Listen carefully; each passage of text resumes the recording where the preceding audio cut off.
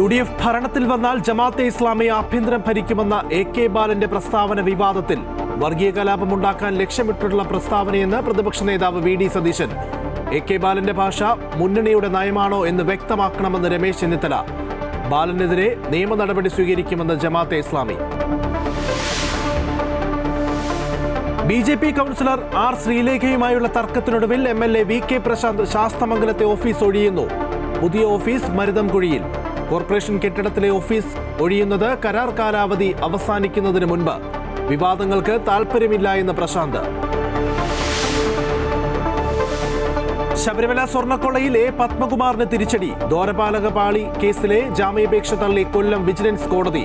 ഉണ്ണികൃഷ്ണൻ പോറ്റിയും മുരാരി ബാബുവും വീണ്ടും റിമാൻഡിൽ. സ്വർണ്ണക്കൊള്ളയിൽ തന്റെ മൊഴിപ്രകാരമുള്ള അന്വേഷണവുമായി മുന്നോട്ടു പോകാൻ SITക്ക് പരിമിതി എന്ന് രമേശ് ചെന്നിത്തല.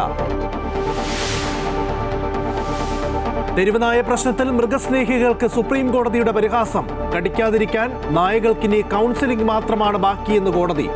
പരാമർശം കപിൽ സിബലിന്റെ വാദത്തിനിടെ. ഈ വർഷത്തെ ആദ്യ വിക്ഷേപണത്തിനൊരുങ്ങിയ ISRO PSLV 62 അടുത്ത തിങ്കളാഴ്ച കുതിച്ചുയരും. റിമോട്ട് സെൻസിംഗ് മേഖലയിൽ വിപ്ലവകരമായ മാറ്റങ്ങൾ ലക്ഷ്യമിടുന്ന അന്വേഷ പ്രത്യേക പേലോഡ്.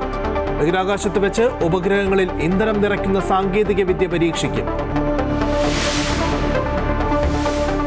ഡൽഹി തുർക്ക്മാൻ ഗേറ്റിൽ അനധികൃത കയ്യേറ്റങ്ങൾ ഒഴിപ്പിക്കുന്നതിനിടയിലുണ്ടായ സംഘർഷത്തിൽ 5 പേർ അറസ്റ്റിൽ. നടപടി പോലീസിന് നേരെ കല്ലെറിഞ്ഞതിന്. ഹൈക്കോടതി ഉത്തരവിന് പിന്നാലെ മുനിസിപ്പൽ കോർപ്പറേഷൻ ഒഴിപ്പിക്കൽ നടപടി തുടങ്ങിയത് പുലർച്ചെ 1:30-ഓടെ. T20 ലോകകപ്പിൽ ബംഗ്ലാദേശിന്റെ മത്സരങ്ങൾ ഇന്ത്യയിൽ നിന്നും മാറ്റില്ല. ഇന്ത്യയിൽ സുരക്ഷയില്ല എന്നും വേദി ശ്രീലങ്കയിലാക്കണമെന്നുമുള്ള ബംഗ്ലാദേശിന്റെ ആവശ്യം തള്ളി ICC.